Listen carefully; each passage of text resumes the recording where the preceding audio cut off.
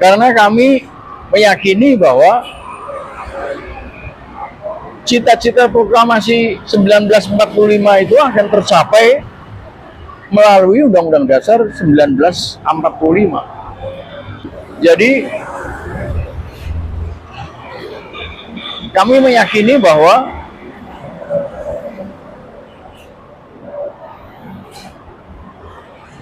kami ada di pihak yang akan berkonfrontasi dengan Prabowo,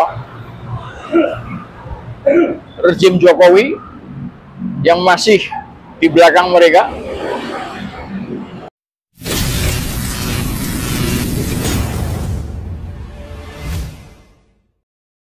Belum semua di barisan oposisi pemerintahan Jokowi mau menerima putusan Mahkamah Konstitusi yang menolak gugatan perselisihan hasil pemilihan umum Pilpres 2024 yang dimohonkan Paslon 01 Anies Baswedan dan Muhaimin Iskandar, serta Paslon 03 Ganjar Pranowo dan Mahfud MD. Sebab, meski putusan Mahkamah Konstitusi secara terang-terangan menyatakan tidak ada kecurangan sebagaimana dituduhkan Paslon 01 dan 03, tetapi berdasarkan berbagai fakta dan informasi yang mereka dapat di lapangan, mereka meyakini bahwa kecurangan itu ada. Kecurangan itu ditengarai melibatkan Presiden Joko Widodo karena selain Gibran adalah anak sulungnya, juga karena ada indikasi kuat bahwa Presiden yang akrab disapa Jokowi itu ingin terus berkuasa, meski selama dirinya memimpin sejak 2014, Indonesia mengalami penurunan di semua sektor, termasuk di sektor penegakan hukum dan kesejahteraan masyarakat. Janji-janji kampanye pun tidak dipenuhi, dan kebijakan-kebijakan yang dibuat pun cenderung merugikan rakyat tetapi menguntungkan oligarki yang menopang dan membackup kekuasaannya sebagaimana tercermin dari terbitnya Omnibus Law Undang-Undang Cipta Kerja, Omnibus Law Undang-Undang Kesehatan, revisi Undang-Undang KPK yang membuat korupsi makin merajalela, dan sebagainya.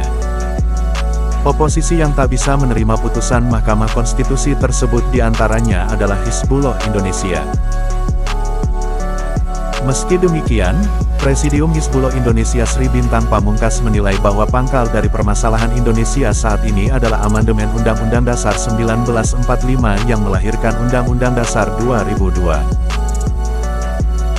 Sistem inilah yang memicu munculnya oligarki yang menopang dan membackup pemerintahan Jokowi dan membuat Indonesia semakin jauh dari cita-cita para pendiri bangsa, karena sistem ini memicu biaya tinggi pada setiap penyelenggaraan pemilu, baik Pilpres, Pileg maupun Pilkada, sehingga membuka peluang bagi para pemilik modal untuk berpartisipasi dengan membiayai para peserta pemilu tersebut.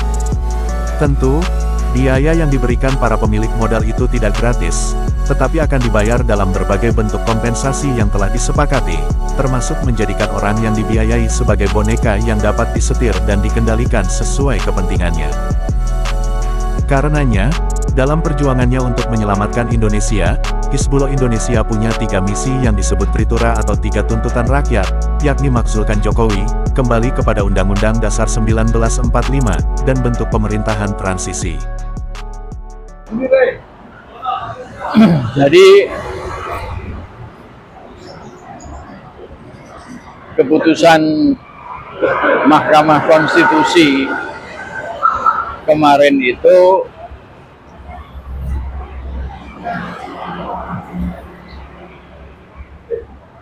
kurang lebih ya dalam pikiran mereka sesuai dengan otak mereka,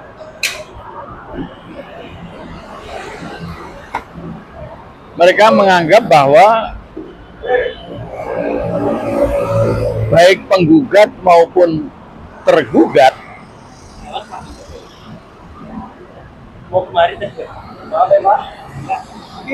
itu ditolak.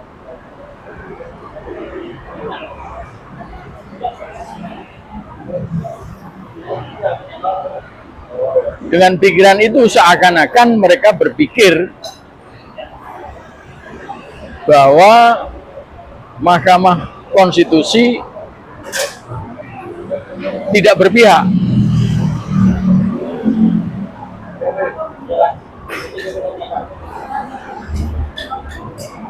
Sekalipun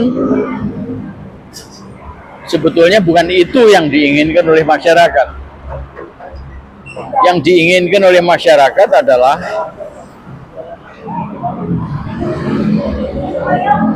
bahwa pemilu telah dilaksanakan dengan curang.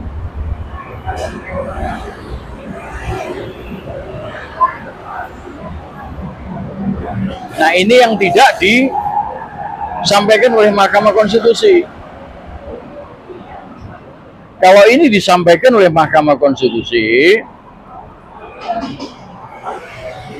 maka sebagian besar rakyat akan menyimpulkan bahwa karena kecurangan itu, maka tidak akan ada pemenangnya.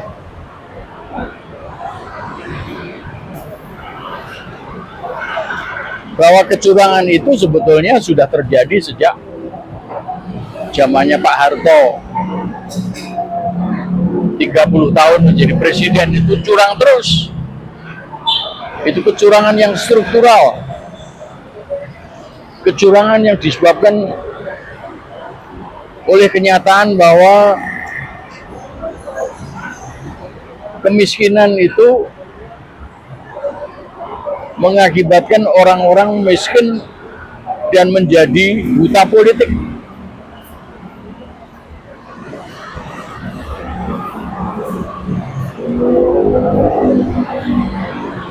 Kalau Indonesia itu penduduknya 280 juta, maka 100 juta sendiri itu termasuk orang-orang miskin, orang-orang yang buta politik, yang gampang menjadi target serangan fajar.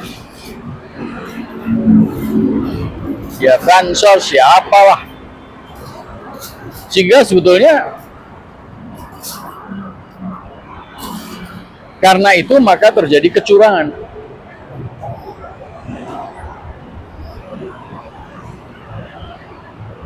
Ini harus menjadi perhatian kita ke depan, bagaimana situasi tersebut bisa diatasi sehingga pemilu tidak lagi curang. Dan sebetulnya Undang-Undang Dasar 45 sudah menyadari hal itu, dan oleh karena itu maka Pilpres itu diselenggarakan oleh MPR. Nggak jutaan orang begitu melewat pemilihan langsung, tetapi hanya mungkin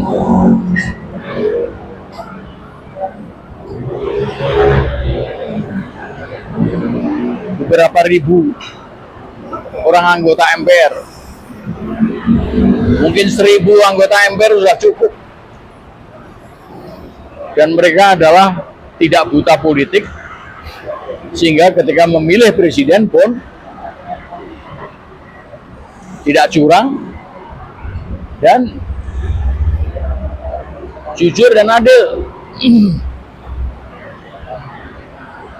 Nah, situasi putusan MK itu seakan-akan kemudian diambil alih oleh KPU yang belum sudah mendeklarasikan kemenangan Prabowo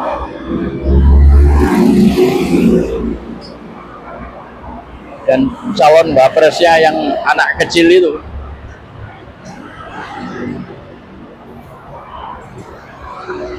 Dan saya kira semua orang juga tahu bahwa Prabowo dan pasangannya itu tidak lain dan tidak bukan adalah di dalam rangkulan rejim Jokowi. Oleh karena itu, maka kami meyakini tidak saja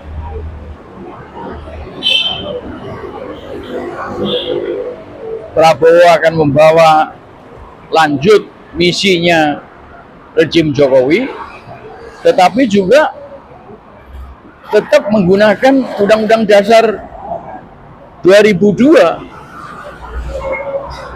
sebagai dasar ketatanegaraan kita. Nah, inilah yang kemudian menjadi musuh politik kami bersama, karena kami meyakini bahwa cita-cita proklamasi 1945 itu akan tercapai melalui Undang-Undang Dasar 1945. Masyarakat yang adil dan makmur,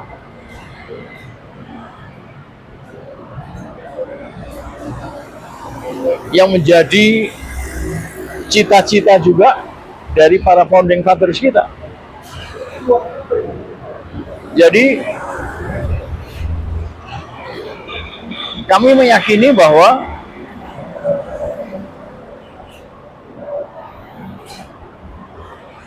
kami ada di pihak yang akan berkonfrontasi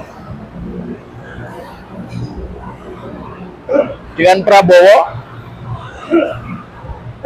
rezim Jokowi yang masih di belakang mereka,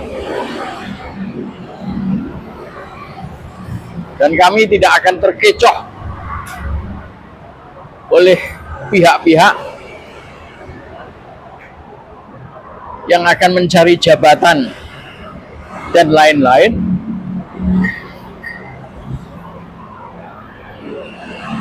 Seandainya rezim Prabowo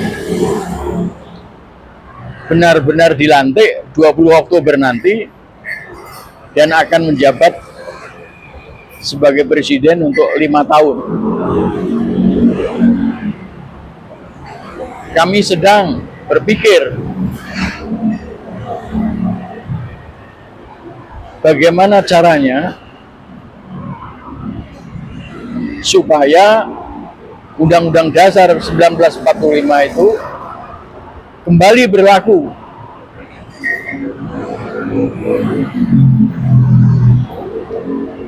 Menumbangkan rezim Undang-Undang Dasar 2002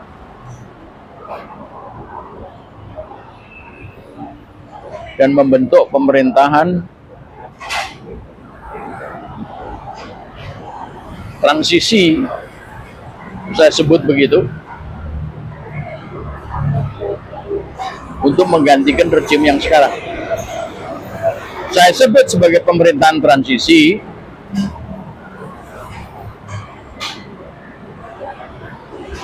karena seharusnya pemerintah ini dipimpin oleh seorang presiden yang dipilih oleh MPR. Tapi karena MPR yang sekarang ini adalah MPR 2002, mungkin perlu difermak dulu menjadi MPRS 1945. Nah, MPRS 1945 inilah yang akan melantik pemerintahan transisi tersebut. Inilah yang menjadi harapan dan pikiran kita. Artinya, kalau masyarakat sekarang sedang mabok memikirkan mengenai jabatan-jabatan apa yang bisa dicapai lewat pemerintahan Prabowo, kami memikirkan upaya yang lain yang lebih punya nilai, yang akan menjunjung martabat harkat dari bangsa Indonesia, mewujudkan cita-cita kemerdekaan 45, menjadi negara yang besar, adil dan makmur, sejajar dan terhormat di antara bangsa-bangsa di dunia. Terima kasih.